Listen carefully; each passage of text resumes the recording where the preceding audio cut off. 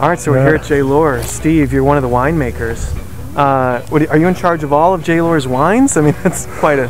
Well, LOHR has 2 wineries in California. The original winery's in San Jose in Northern California, and that's where we make all the white wines. But here in Paso Robles, I'm the man responsible for all the red wines that LOHR makes. Right. I hear all these red grapes grow so well in Paso, so that makes a lot of sense, huh? I think what really excels for us is Cabernet Sauvignon.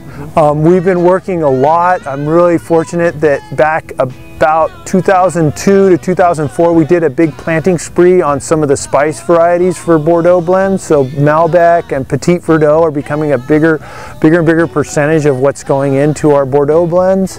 So and Malbec's really fun to play with, and Petit Verdot really gives, it's kind of an ink variety that really gives our Cabernet blend a bit of backbone. Right. Our brand has been really successful, and I think our neighbors are very appreciative of the leadership that LOHR has brought to the region and the attention that we brought to the Paso Robles appellation. I could travel around the world and talk about Paso Robles, and you'd be surprised in southern Spain you'll run into somebody who knows Paso Robles wines and appreciates our big reds. Right, so LOHR is considered a leader, and to that point we've got a solar array behind us. I mean, this is a pretty big deal. Our owner Jerry is a PhD engineer at Stanford, and anyway he very interested in sustainability, and he likes you know, to make things really happen, and so we're looking at a 750 kilowatt hour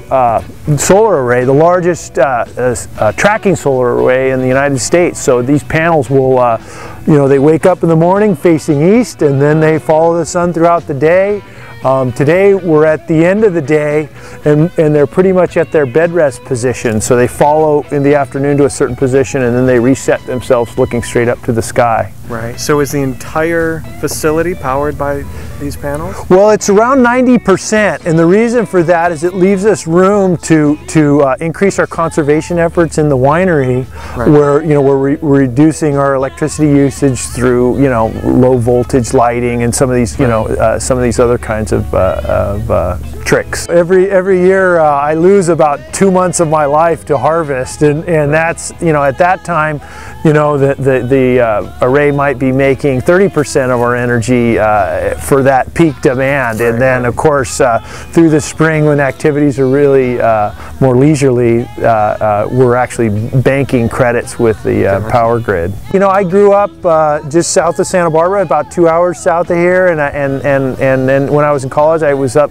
just not far north from here, so I'm really at home, and we've got the beach. You know, it's a 20-minute ride from my house to get to the water, so it's a great place to be.